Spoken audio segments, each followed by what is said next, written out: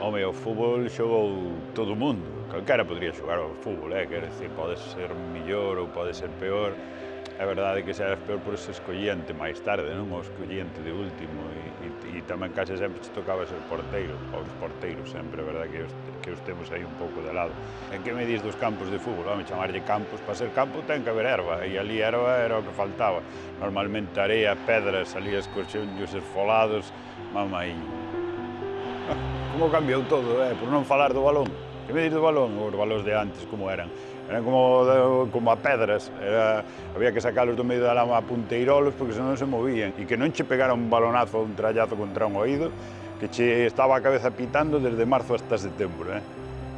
Así quedou algún da cabeciña. Estou che dando a chapa co tema do fútbol. Se queres contoche un chiste.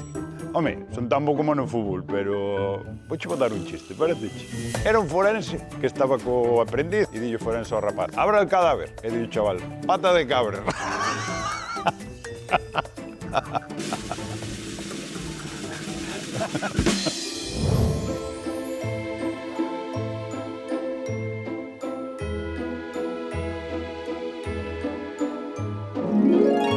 Abracadabra.